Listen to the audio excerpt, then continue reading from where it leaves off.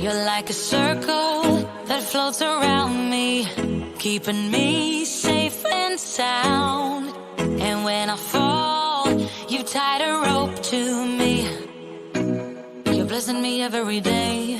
I was down with an illusion, like a sparrow with broken wings. But now I shine with your reflection on me. I'm getting back up on my feet. That you showed up was written in my palm. You are a statement, explode like a bomb. I get to push myself to victory.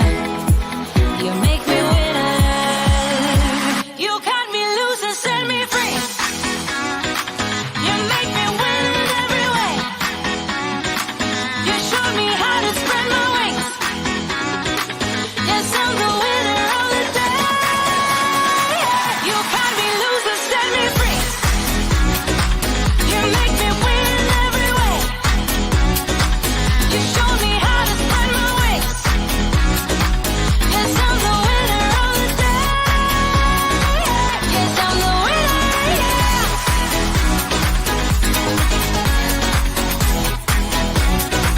'Cause I'm the winner, yes.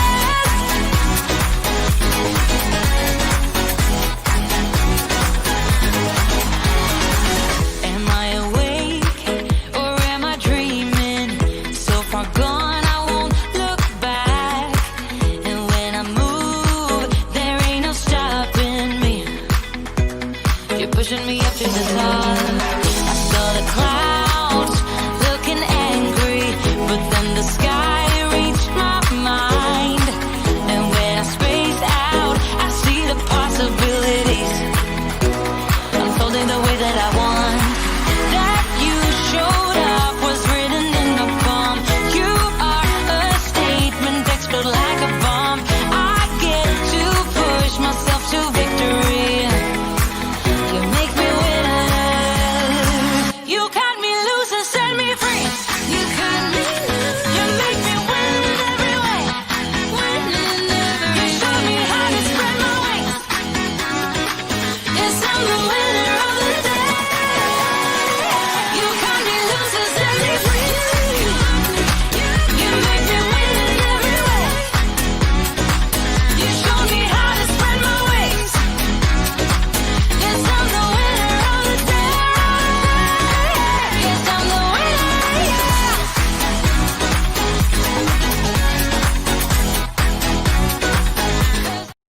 Ooh, hello everybody.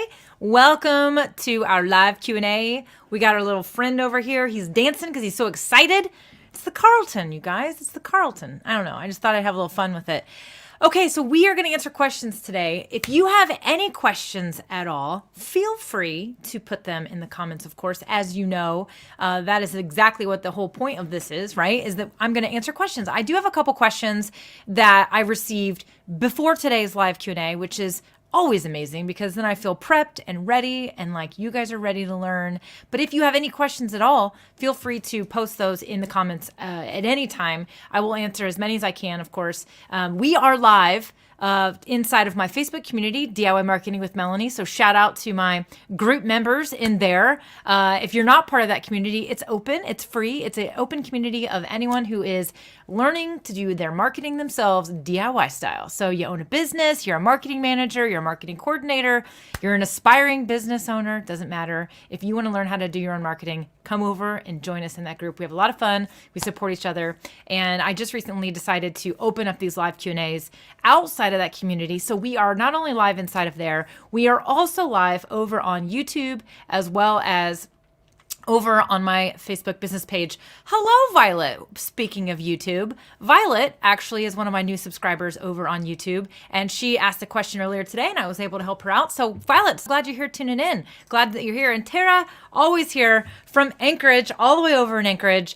Glad that you're able to join us once again. And good morning to you, Tara. Hopefully, you've got coffee in hand. Okay, so I am going to make a switch really quick. I can't wait for StreamYard to make a couple tweaks. So I'm going live using StreamYard, by the way. So Some of you, I always get questions. Everyone's always like, what are you using to create your live videos? I'm using StreamYard. I love StreamYard, and they're doing so many great things. They're constantly evolving this application. I absolutely love it, which is why I use it. But I also, the reason I'm mentioning this is because I prefer the standard version. So this is minimal. So you can learn more about StreamYard over on my website at melaniediane.com/StreamYard. And you can also get a $10 credit, but you don't have, you can enroll in you can get a free account, start with free, play around with it free, but you can get a $10 credit. And it may have expired already, but they just added a new plan to their stack. There's actually a $10 per month plan now, which is great. But my point being is that I prefer this version. I like this version. The comments look like this. I like this version better than this version here. However, the problem is that those comments always show up so big and they cover me up. Just maybe I need to scoot back. Maybe I need to be smaller in the window. I don't know, so that we can see everything. So anyways, I'm going to switch everything up to minimal so that you can see me, right? Because you need to see me. So all right. So as I said, if you have any questions at all about anything regarding marketing, social media, live video, especially, I love to talk about live video. We do have a question today about live video gear and equipment. And then I also have another question about how to publish and sell course enrollments on a Facebook page. So we're going to talk about that too. If you have any questions at all about these things, please feel free to post those questions in the comments and I will answer those questions. So, all right. So let me see here.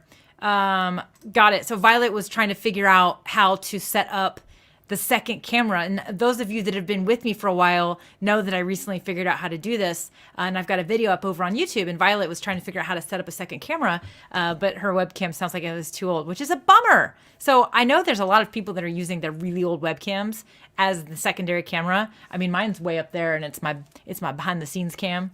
But anyway, so, all right, here's what we're going to do. I'm going to pull up the couple questions that I have so far. But like I said, if you have any questions, I would love for you to post them. So let me go ahead and pull up what we've got over here. So Peggy Sonova, don't know if you're watching, Peggy. If you are, let me know that you're here in the comments. But Peggy had a really good question. She said, she'd like to see a down and dirty, love that term. I love down and dirty, you guys. You know my style. Plug and play, down and dirty. Let's get to it. A down and dirty list for going live for at least the least in expense for equipment. So I absolutely can go through this. So here's the thing I always want to say. I always want to remind everybody of this. This is really important. The only thing that you truly need to go live. I have been looking at the wrong camera this entire time. My bad. Hi there. The only thing you truly need to go live is you literally just need a phone. That is the bare minimum. And we all have phones. I mean, if you don't have a smartphone, then there's probably a few other things we need to work on before we get you ready to market yourself and use live video. But pretty much everybody has a smartphone these days, and you can just use a smartphone. So you really actually don't need anything fancy. So you really truly can use your phone to go live. Now, the disadvantages of using your smartphone and just your smartphone is that you have that smaller screen. It can be kind of difficult to read comments sometimes. And of course, you are only able to do fairly basic things with your live videos. Now, I will say this.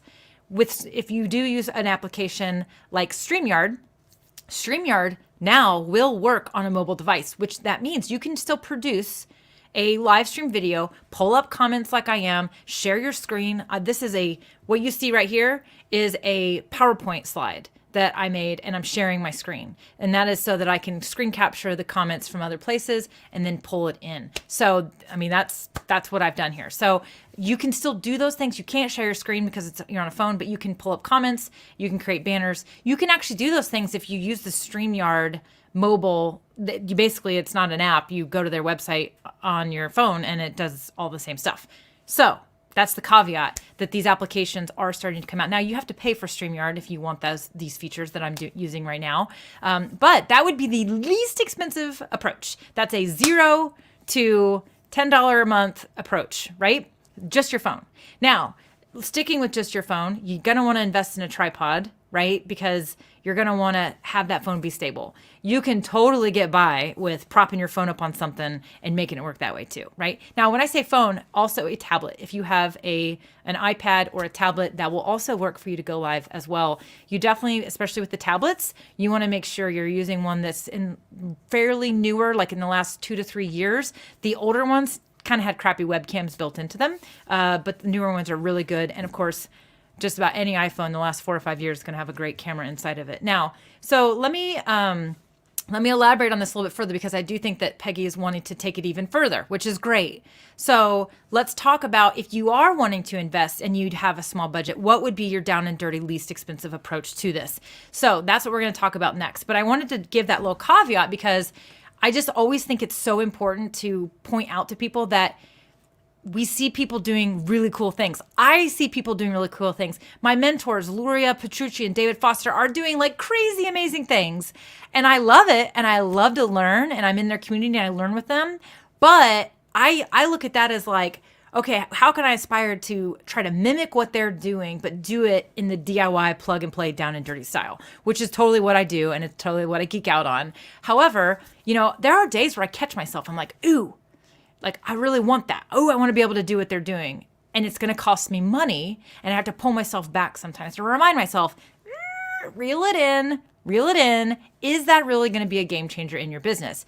Maybe someday, but today your money is better spent somewhere else. And so even I have to pull back sometimes. So I always say that. This is why I always start these conversations every time I talk about you up-leveling your live video, is that we have to be careful. You don't feel like you need all the fancy stuff to do live video. You don't. In fact, I actually think you have to start in the simple form. Grab the phone, use a webcam on your computer. Do not feel like you have to do all the fancy stuff, because you may get overwhelmed and you may give up. Get good at it. You know how I got good at all this? I can just keep doing it. I just keep going, I keep trying, and keep playing. In fact, just when I was playing my countdown timer and I had my overlays pop up, I was like, dang it. Like, I keep forgetting I need to redo that countdown timer so the little Q&A thing is not covered up.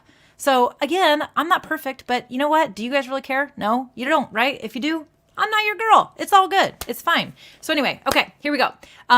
Let's talk about what these items are. So if you do want to invest, if you are ready to go for it and you want to go past the phone, the first thing I'm going to say is that you're going to need a webcam. So this is assuming, of course, that you want to use a computer and you want to go live on a computer so that you can do things like I am, sharing your screen. Or maybe you just want that simplicity of, I just like that big screen. I can read the comments really well. It's a lot better. I personally prefer using my computer when I do my live videos. I have absolutely used my phone to do live videos a million times. And if you guys have been here a long time, you know that I caught a fish on live video. I've cut my hair on live video. All of those are called live streams, and I did those using my phone. So those are just live videos during real life, doing real life things, and I used my phone, and they were fine. And those were some of my most engaging videos ever, just using my phone. So you can actually also use your phone as a webcam.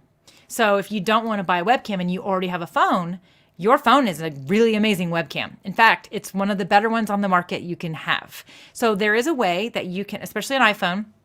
I have to say, I'm an iPhone user. I am 100% certain this is possible with an Android device as well, but I can't confirm that. But there are apps you can download, and there are ways that you can use your phone as your webcam. So you actually may not even need to buy a webcam. But the reason I'm saying you may need to invest in a webcam is because even if you have a laptop and it's got a little camera built into the top of your monitor, it's probably a piece of crap. It's probably junk, because 99% of those built-in webcams are total crap. And you know it because you're like, why am I looking so blurry? I have a laptop and it is awful. Like the camera inside that thing is bad. It makes me red, everyone always thinks I dyed my hair because it makes me all red. You can't adjust any of the settings. And it's like fuzzy, even though the screen's clean. Like, it's awful. It's a totally junky webcam. And so I highly encourage you to invest in a webcam. Now, webcams have been an interesting market these days. You definitely want it to be HD. You want it to be 1080p. Now, here's something you have to know. Right now, Facebook, for example, when I'm live streaming on Facebook, where I am on Facebook, you are not going to see it as 1080p. Facebook has not given me as a user the ability to stream in 1080p yet. Now, some people can stream in 1080p. I'm not one of those people. Now, over on YouTube, I can stream in 1080p. And if you're watching YouTube like Violet, well, Violet's listening in the shower, which I love because that's totally my style, sister. I am constantly listening to videos or podcasts while I'm in the shower and getting ready. I'm so focused. I love it. So anyways, if you're over on YouTube like Violet, you're watching me and you are seeing me in 1080p. You're seeing me in good quality. So here's why you're like, well, if it's only going to be 720, why do I need a 1080? Because someday we're all going to be able to stream in 1080 no matter what. And then who knows, maybe someday we'll all be streaming in 4K. But right now, you don't need 4K. Most people, their computers can't even handle watching anything in 4K. So 1080p is what you need because when we buy equipment, we want to buy stuff that we can use and adapt with later. You don't want to buy something that's then all of a sudden going to be obsolete when you upgrade something later. So for me personally, this is the other thing I'm going to say to you, is if you one day want to use a DSLR camera as your live streaming camera, but today you're on a budget, maybe you should wait and not buy a webcam. Maybe you should use your phone, like I said, because that $150 that you might spend on your webcam could be go into a savings account and go towards your DSLR camera. Right? So there's things, these are the things I want you to be thinking about and how I want you to be thinking about them. So that's kind of my other thing when it comes to, the whole equipment thing. So, but back to Peggy's true question was, she really wants a down and dirty, budget-friendly thing. So you can buy webcams these days for $50. I've seen them at $50, and I've seen some pretty good ones at $50. And then you can go all the way up. Really, you guys, you can go all the way up to $200, $300 for a webcam. Please don't go buy a $200, $300 webcam. You really don't need it. I do have a $200 webcam that sits on top of my monitor. It's a Logitech Brio. I love it. It does go up to 4K. It's great, but we're talking budget friendly. So don't go buy a $200 webcam if you are truly on a budget. Just go get one that's going to get the job done and do a better job than that piece of crap built into your monitor. Okay? All right, so webcams, $50 to $150. That's the budget you're going to think about. Here's what I will tell you. Read the reviews. Absolutely read the reviews. Read the reviews. See if you can go to YouTube and find someone who has done a review, like an actual, hey, I'm going to review this webcam. Like if there's one you're thinking about buying, go over to YouTube. I almost guarantee you will find some tech person who has done a video and is showing you the quality of that webcam. That is absolutely what I would say before you buy a webcam. Just do your research and see if you can find it, because especially if we're in this lower market, this price point, some of the $50 webcams are not good webcams. Some of the $50 webcams are just as good as the $150 webcam. So do your research and check it out and see what you got. Obviously, Logitech is a popular brand. A lot of people go with those. There are new brands coming out that are developing webcams. I think we're going to see webcams continue to go down in price and up in quality, just like USB microphones, which is the next category that I want to cover. Is you need good audio. And so in order to get good audio, you're going to need to either use a USB microphone or some headphones with a microphone built into them. Now, let's say you already have some wireless headphones that have a microphone.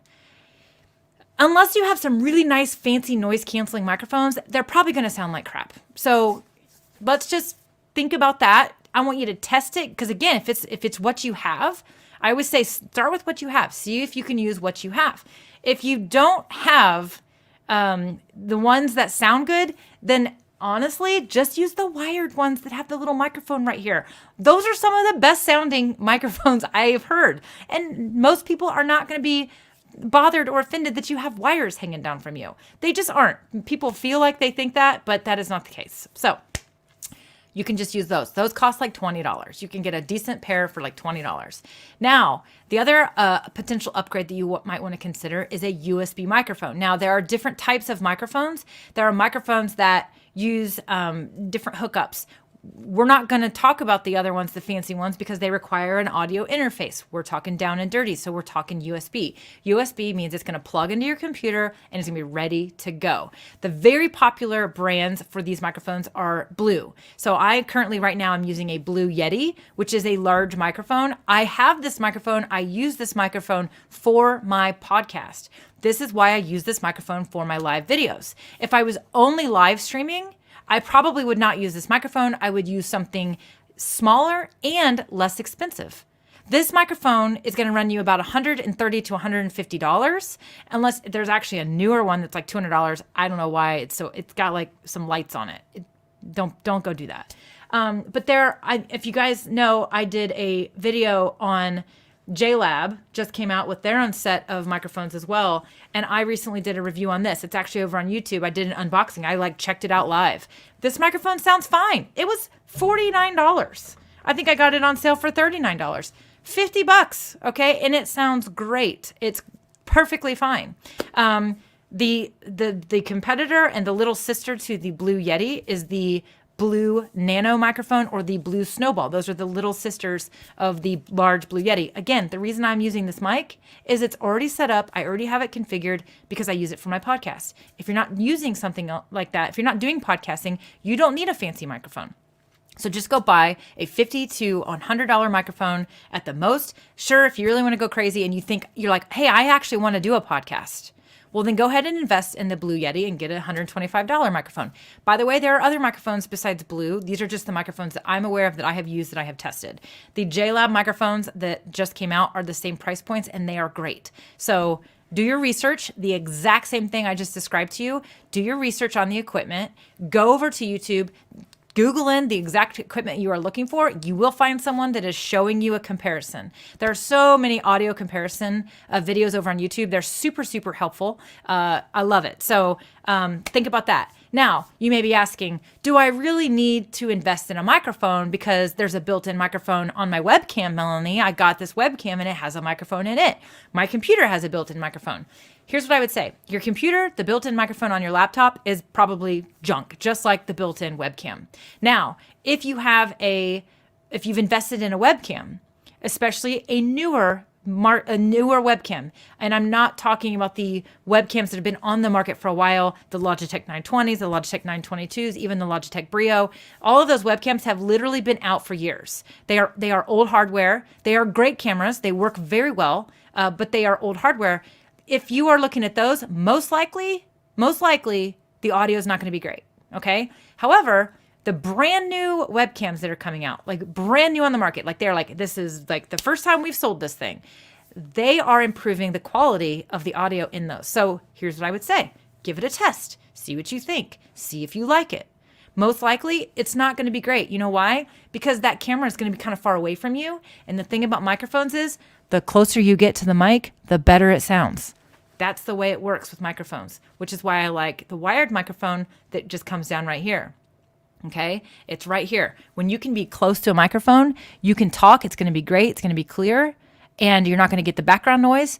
It's going to be good to go. So the webcam microphones, typically, because they are far away from you, it's called gain.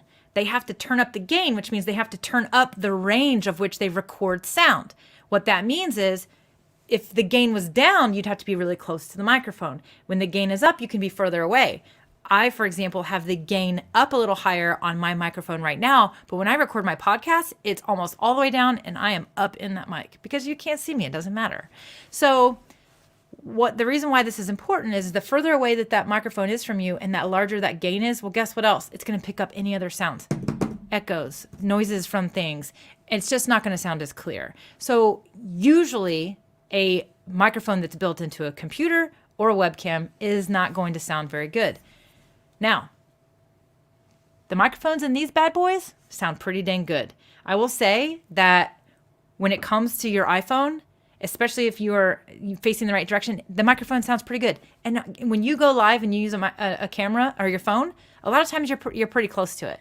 So again, you got to kind of test these things out. But if you're wanting to invest, you want to go get a USB microphone that's going to plug into your computer. And of course, you want to use the headphones. Now, one thing you want to consider, if you're not going to use your computer and you're like, I'm going to use my phone to live stream, but I still want good audio. Well, then you can invest in a lavalier mic that will work with your mobile phone.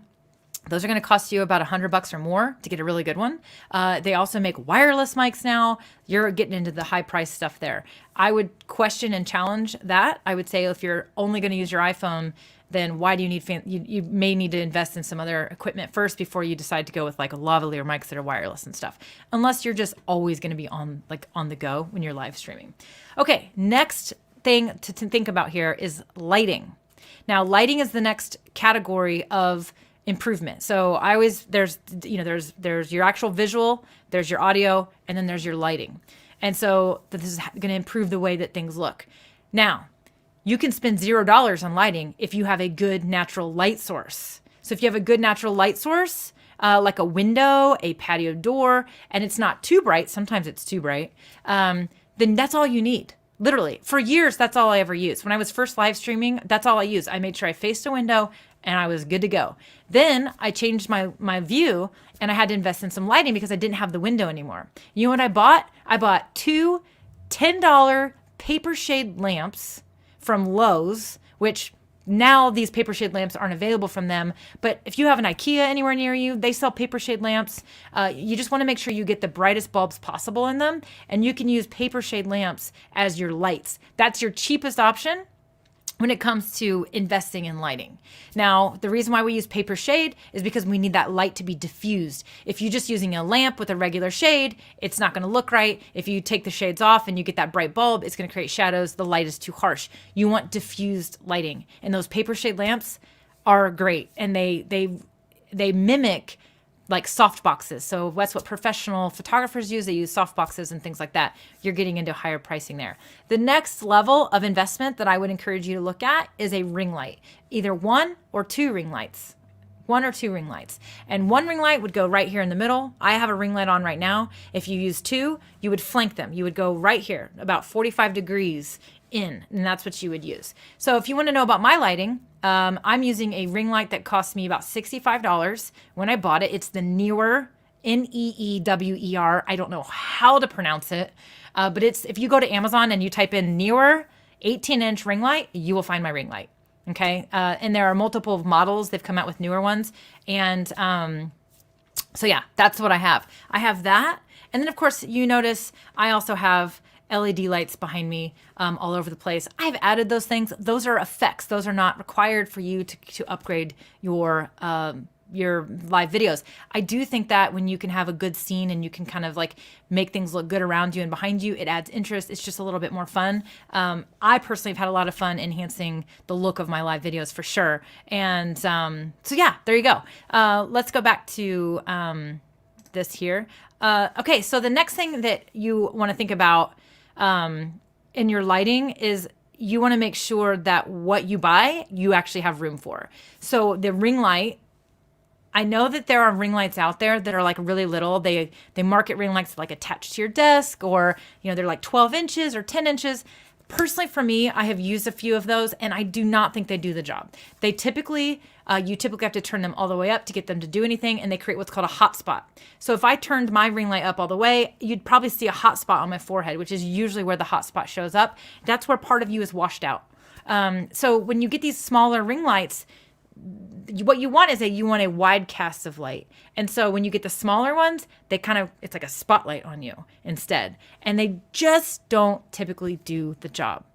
You could potentially invest in 2 smaller ones and again, use the flanking style. It could work, but you want to make sure you have room for the ring light. So if your desk is against a wall, for example, you're going to have to pull that desk out of the wall and have room for the ring light. If that's not going to work, you may need to invest in some different type of lights, and you may have to spend a little bit more money. The other option you have is to rearrange your office so that it works. My office is downstairs. My last podcast episode is about this. Sometimes you just got to invest and say, you know what? I'm going to go live regularly. And in order to do that, I don't want to have to tear down my setup every time. I'm just going to have to commit to the fact that my desk is going to look like a desk that I work at, but also a desk where I produce stuff. And that's what my desk is. My desk is literally downstairs in a room that is like a living room. I've got my laundry room behind me. I mean, it's like a multi-purpose room, but it's a living room. It's a second living room. I've got a patio door in front of me. I have the curtains closed today, but my desk is here in the middle of this room. It just is what it is. It's part of it. When people come over and hang out, they're like, whoa, what's all that stuff? I'm like, well, I have a podcast. I create videos. I do stuff. That's my studio. It's also my office. It's also in my living room, my bonus living room. It is what it is. So make a commitment and decide, are you going to go live regularly? And if you are, you may have to decide part of the investment you're going to make is your room, right? So your room. So yeah, that's pretty important. Tara says, this is great. Thank you. Lighting in Alaska is a little tricky. I would totally assume so. There are days where your natural light is going to work really well. And then there's days where you're not going to have any natural light. And so you probably, Tara, want to make sure you're investing in something that can work for you year round, which means you're probably going to have to invest in some actual lights. So I'm glad that this is helpful. The other thing I'll say about lighting is that it goes back to what I said earlier. You could go find a $10 light. You can find a clip-on light that clips onto your phone or whatever, or a USB light that you plug into your computer and it clips onto your desk and it's literally like this big around, and you can buy one of those things. Or you can save that 10, 15 bucks and wait and then buy the actual light you really want later. That's what I would recommend you do. I also would recommend that you buy something that will be multifunctional for you. So for example, the ring light, I use the ring light when I do pictures. I use the ring light when I do my videos. I also use the ring light I'll use a ring light for this. And then I actually have another ring light. When I make different types of videos, I flank my lights. I need more light for the different view and the different look and the different camera. And so again, think about you're adding to your stack. You want to be building upon it, not replacing stuff all the time, because that becomes even more expensive.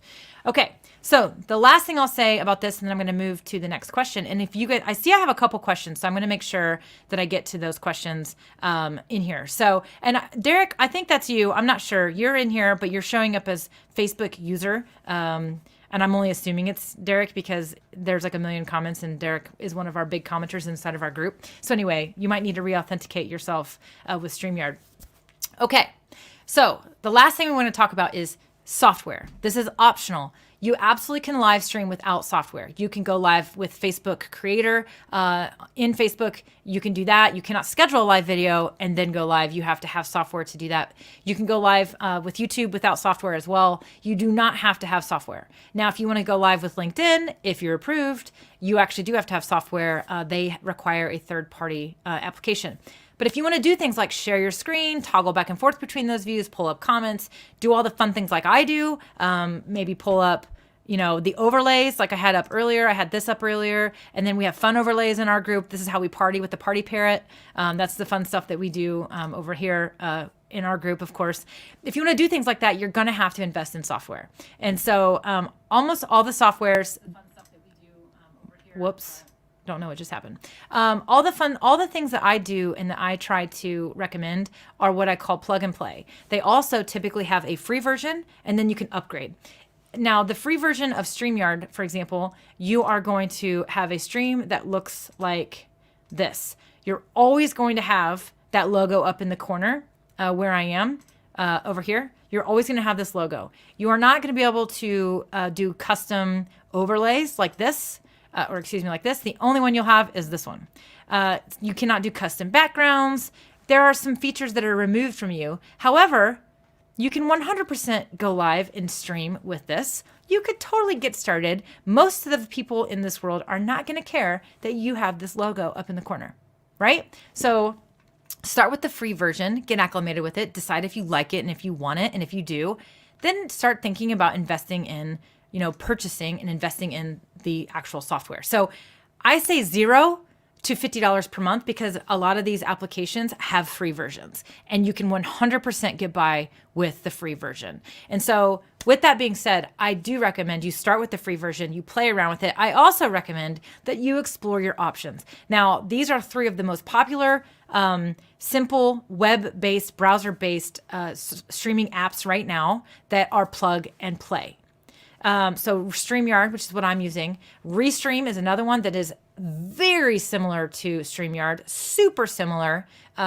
It will actually stream to 30 plus social media channels, pretty much none of which I need, but Restream, they are so similar, but a little different. And then there's BeLive TV, super similar as well. I used to use BeLive TV. BeLive TV was the first kind of person on the block, the web browser based tool that let you do all these cool things.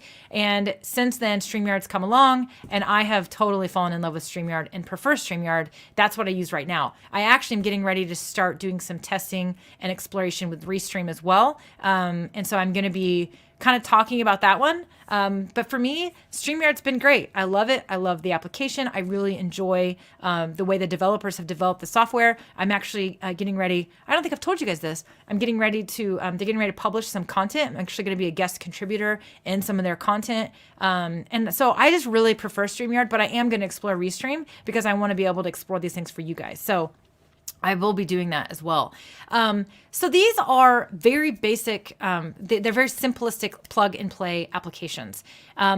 If you are going to use these, you are going to have a computer and a webcam, and I'm going to ask you and tell you that you probably need to get the mic. So if you're ready for sophisticated live streams where you bring on a guest or where you are displaying slides or sharing your screen or doing live demonstrations or doing all this stuff, you are probably going to want to have that better equipment. So that's why it's kind of at the bottom. You don't have to have the software, but I do recommend it. It does make things easier, and it's cheap. It really is cheap. So all of these applications have plans that are anywhere from, like I said, they have free plans, and then they have plans that are anywhere from $10 to $25 a month up to like $50 a month. I think there's a few that are higher than that now. And of course, the higher the price, the more features you get. Maybe you can stream to more locations. Maybe it has to do with 1080p versus 720. Anyways, just look into it. Check them out. I recommend StreamYard. If you want me to support you and be able to answer all your questions about StreamYard, then you want to pick StreamYard because that's the application that I'm trying to become an expert at. So that's your down and dirty. Now that was a lot, but that was like a mini training right there. But I do get asked this question a lot, and I am thinking about creating a miniature workshop on this, a free class basically on how to get what all you need and how to do it and how to figure out what you need. And I may just come up with a little tech list for you guys. So, okay. Let me check in on you guys real quick. I saw a couple comments before I move to the next question. Let me see here. I saw a question. Do I need a curved TV and monitor? So no, you absolutely do not. That is just fancy stuff. Those are very popular for gamers. So gamers love the curved monitors. They have to do with the way they see stuff, and when they game, that curvature actually helps them see things better but if you are just a business person, you don't need the curved monitor. Yes, they're cool, they're neat. The wide screen, the super extra wide screen could eliminate your need for two monitors. That would be the only other thing I would say that you might want to consider that's not in this down and dirty list is a second monitor. If you're going to be sharing your screen, having that second monitor makes your production so much easier. Like so much easier. So you can still see your studio, you can see your comments, you can see what's going on, and then you can have your actual screen over here. And that is super, super helpful. So, Violet is saying, yes, the camera inside of her laptop is not good. She does not love it. So she ordered a Logitech 922. Fantastic. Violet, that's a great camera. It's super popular. My behind the scenes camera that you saw me playing around with in the video on YouTube is for sure the 920, and the 922 is a newer model of that. That camera's going to be great. It's going to do a great job for you. It's a wonderful camera. It's been around for a while, but it does a great job, and it will go up to 1080p for sure. So that's great. Glad that you ordered the camera for sure. So let me see. Yeah. Okay. Here we go. Let me hit up the next question, and then I see Violet's got another question too. But let me get to this question as well. So. All right, so this is a good one. So Laura Williams, she posted this inside of our DIY Marketing with Melanie Facebook group.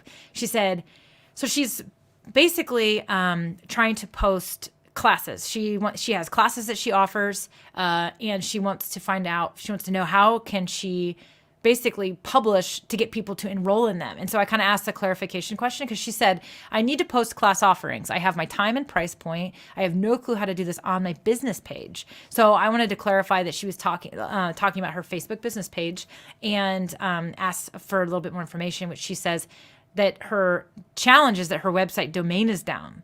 She can email a Square invoice, but she wants to know how to make it easier. So that's tricky. So if If your website is down for whatever reason and it's going to stay down, which, gosh, I hope you're able to get that fixed.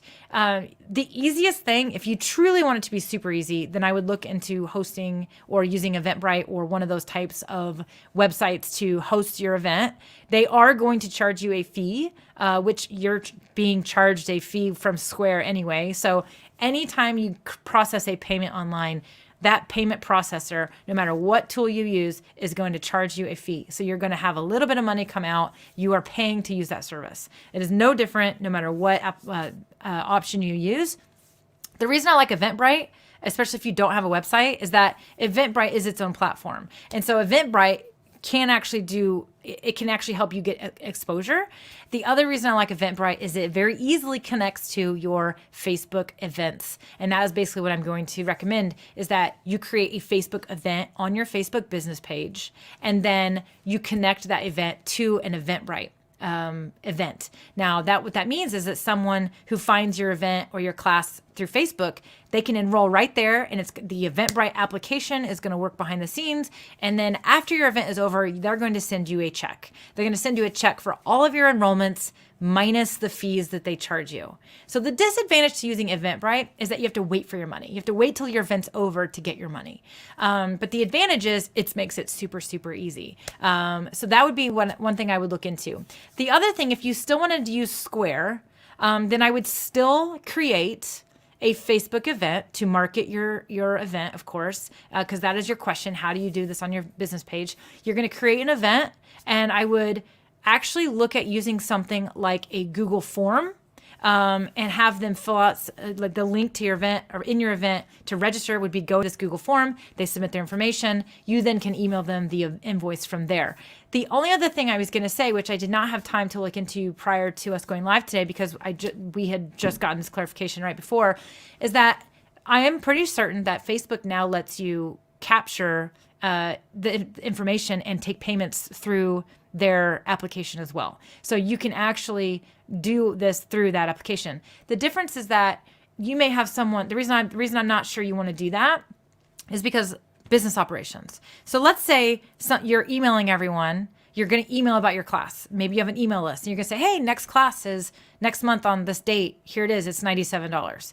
Here, just let me know if you want it and I'll invoice you. People email you back. You're going to send them a Square invoice. And that's going to be, or you can send them to Eventbrite, but you're going to send them a Square invoice. If you also do this other Facebook version that's monetized through Facebook, then you're going to have some people paying through there. So then you're going to all of a sudden have Square invoices. You're going to have Facebook payment processing, and it's going to be a little tricky, and it may be very messy for you to be able to nurture those people after your event, and also just bookkeeping. So that's why I say, I think if you just move everything to Eventbrite until you get your website domain fixed, that's probably going to be the easiest thing for you. You can connect the Eventbrite event to your Facebook event as well, and it's all going to come through the same place. The only other option you have to keep everything super simple would be, well, not the only other option. Let me back up because I'm sure there's other options, but the only other option I can think of would be to maybe create a form, like a Google form, which is free to use, and they just provide their information right there, and then you email them because they sent you the form, and you email them the invoice that way. There's not really a super easy way around it.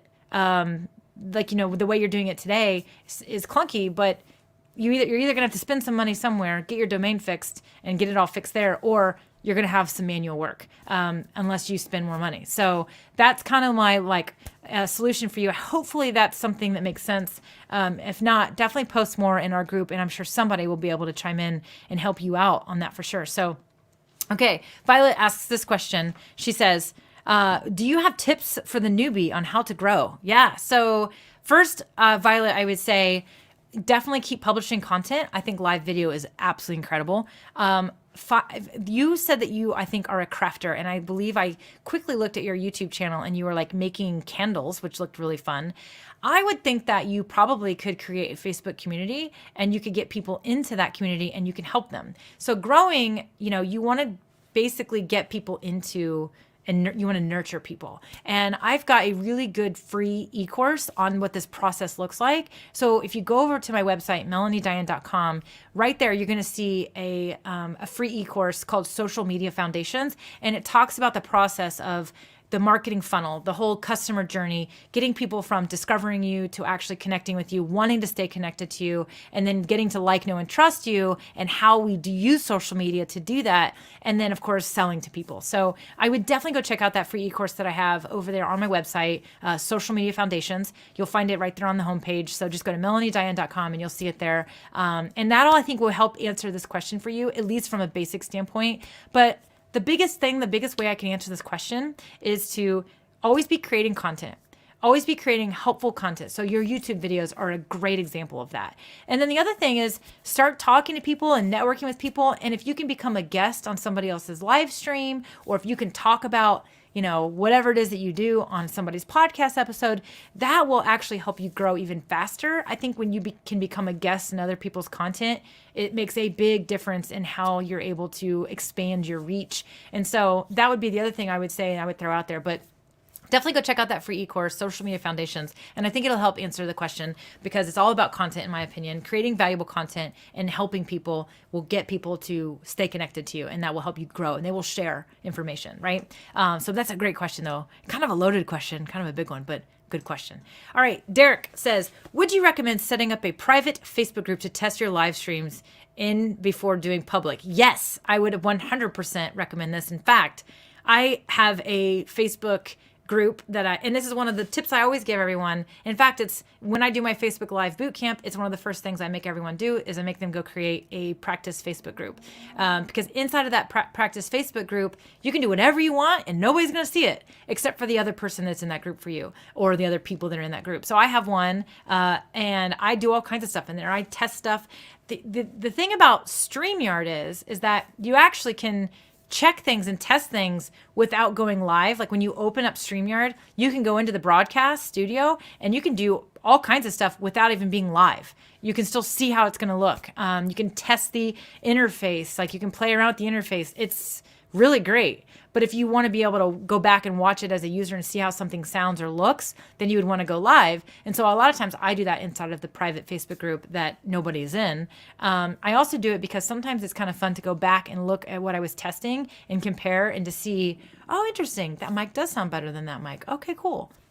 So yes, I do recommend that. That's a great question. I 100% recommend it. So, okay, Tara. She says, this is helping Laura. She says, I organized a class through Google Forms recently. I sent an invoice afterwards based on their preference of payment. Once they paid, they got access to the class. It was a little more work on my end, but it was fine. My cap was 15 people. So for a larger class, it might be a headache. Yeah, I think 15 people sounds pretty like it just sounds very manageable in the manual world of things. But as you grow and as you scale, you're definitely going to need something a little more automated for sure. Now, you can look into websites. So I use Kajabi. Kajabi lets people, like for example, if Violet goes and checks out that free e-course, it's going to ask her to enroll, but it's free. So she goes in, she's going to put her information in, and she enrolls in the class. She creates her own login, and then it unlocks access to her class. If it were a paid program, she would do the same thing, put in her credit card information. Once it was done, she would then be granted access to the content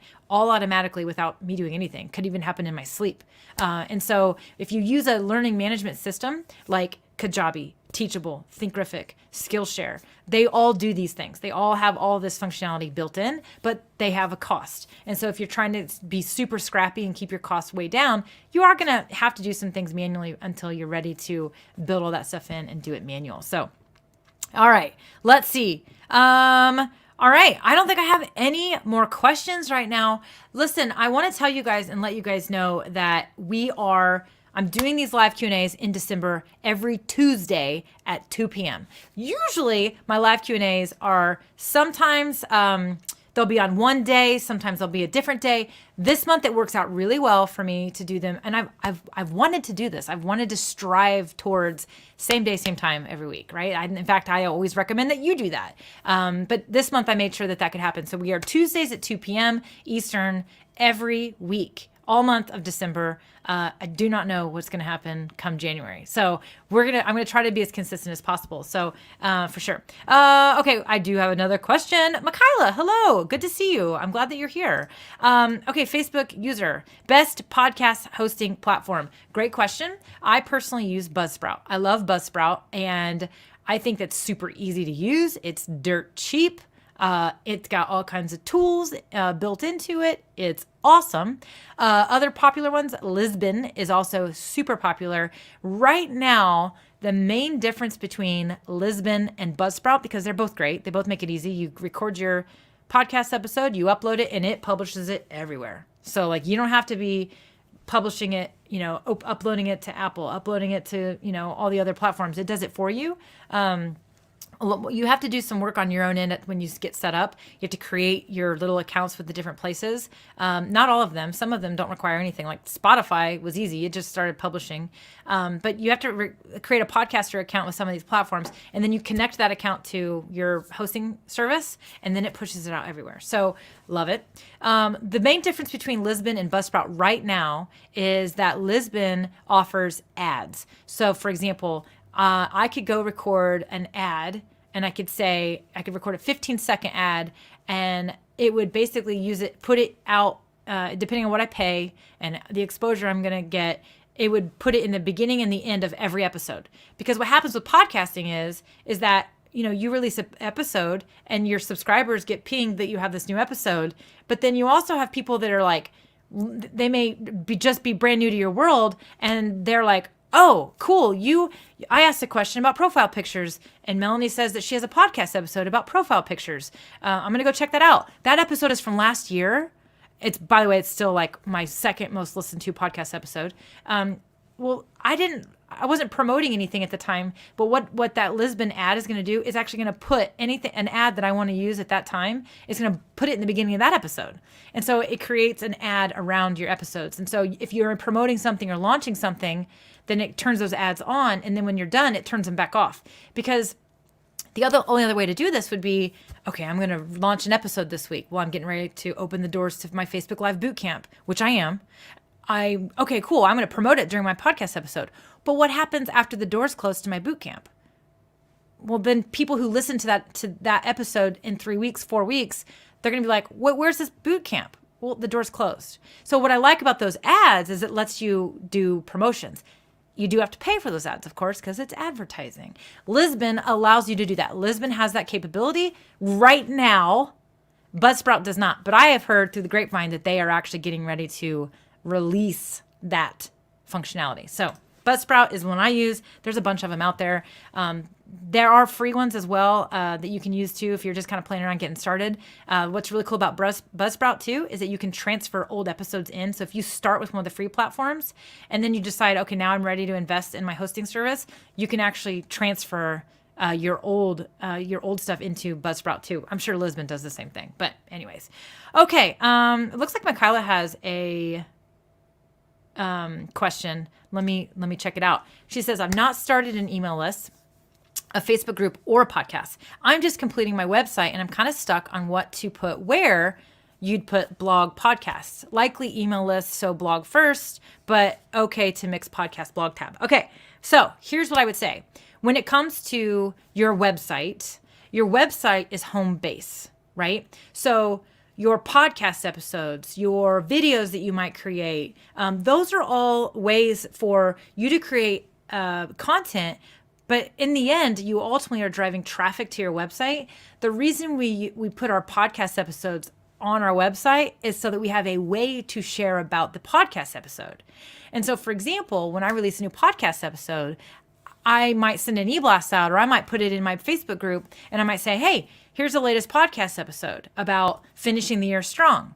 But if I just were to say, go listen on wherever you listen to podcasts, that requires somebody to have to do something. Whereas, what if I have a podcast show notes with links in there, maybe affiliate links, other things, and then also they can listen right there, or they can just decide they can use that as like, okay, cool, I'll go listen tomorrow on my favorite episode. So again, but you're also driving traffic to your website. I do get this question when people say, well, I still want to write articles, but then I also have a podcast. Can I have both? Yes. So you would still write blog articles. And then when you release a podcast, you're going to create a blog post, but it's going to be a podcast show notes version. And I'm getting very technical here. So, and I don't want to go too far with Michaela's question because I don't know that that's really what she's asking, but you would you can have both is what I'm saying. So you can have some that'll just be regular blog posts, and then other articles are going to be for your podcast. For me, I use Kajabi. Kajabi's functionality is somewhat limited when it comes to how you customize your blog. So right now, my podcast show notes are blog posts, and then I make a tag that says podcast. And then if you go to my podcast page at melaniediane.com/podcast, what I've done is I've designed that page to pull any of the recent blog post articles that are tagged podcast. And so that's what it does. It pulls those up. But my blog feed itself is just blog articles. So if I go publish an actual written article tomorrow, that's going to show up. If you go to melaniediane.com/blog, you'll see that and the podcast episodes. Don't worry about that stuff. Don't get hung up about it. There are ways, though, that you can customize your feed. So if you just want your blog to show just blog articles that are written, then you would need to use a tagging system so that you can customize what that feed looks like. That's all techie stuff. It depends on the website you're using, the platform you're using. But let me likely email list, so blog first, but okay to mix podcast blog tab.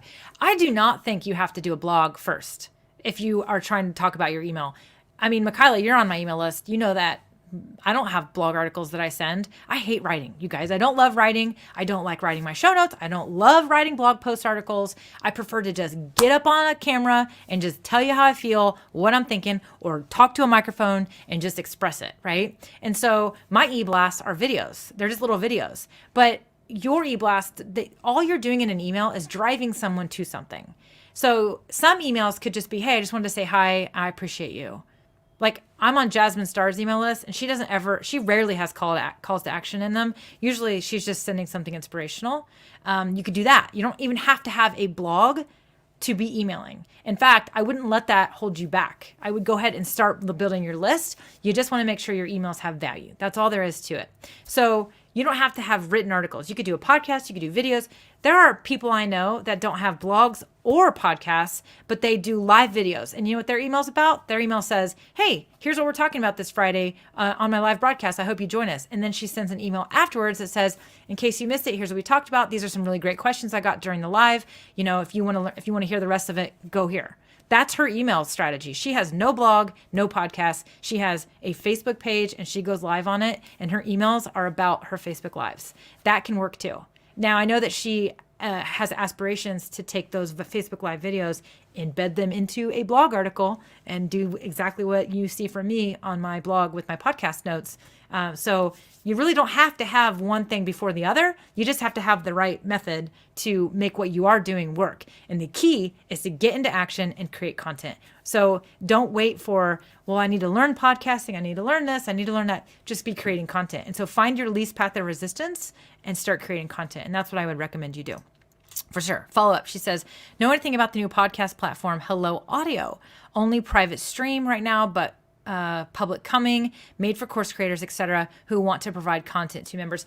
I have heard something about this. I have seen it in a couple groups that I'm in, but I have not researched it yet. So I do not know anything about it. The only thing I will say is that I think it's when it comes to when new platforms introduce themselves, I always think it's good to stay up to speed on what's out there, because you can sometimes find opportunities to be in the bleeding edge of what's coming and what's happening. And that can a lot of times benefit you. However, it can also distract you. And so when I hear you say, Michaela, that you're not quite doing the other things yet, then let's get started on building a foundation, and then let's start looking at some of those other things. So I want you to start out with what you know works, what you know can work, and what's familiar to you, and where you can also be supported, because all the brand new stuff, it's like for me, I'm like, I don't know. I haven't heard about it yet. So I can't, for example, I can't support you when it comes to that. So when you're just getting started, don't make it harder by getting out there and doing all the things on the very bleeding edge. Start with something that you know you can do. Start with something you also know your audience is going to be accustomed to. So for example, this, you said it's private. So like you can't even really get to anybody. Like, I mean, how do we even listen to you? Like, I don't know. But I'm just saying that's the other thing, is that when things are brand new, they tend to have less viewership. And so use what works, use what you know to get started, and then get fancy later. That's what I always say. Be scrappy first, fancy later. Okay, cool. All right. Okay. I think we're good. We are at the hour mark. You guys, great. Michaela, I'm so glad that you jumped on and asked those questions, those follow-up questions, because those were really good ones. So, all right, you guys, I'm going to end this stream. Remember, Tuesdays, 2 p.m. Eastern. Mark your calendars. You can watch on YouTube. You can watch on my Facebook business page, or you can hop over into our Facebook community. And let's just say, for example, if it got all crazy and there were a million questions, those group member questions get priority because they're in the community. It's not a paid community. You can jump in there and be in there now. It is DIY Marketing with Melanie. So I would love to see you guys join us over there for sure. Also, the DIY Marketing School podcast. I mentioned a couple of episodes. If you're not already a subscriber to that podcast, I'd love to see you subscribe to my podcast. I am getting ready to release a new episode, and it is about finishing the year strong. And so we will be doing a bunch of fun stuff there. So, all right, y'all, that's what we're going to do. Violet, shout out to you, sister. This is probably my newest follower, and I am excited to see her over here watching and hanging out while she's taking a shower and learning with us. So, all right, you guys, I am going to go ahead and get out of here. You guys have a great day, and I'll talk to you guys next Tuesday, or I'll see you in the DIY Marketing with Melanie Facebook group. All right, see you guys. Bye-bye.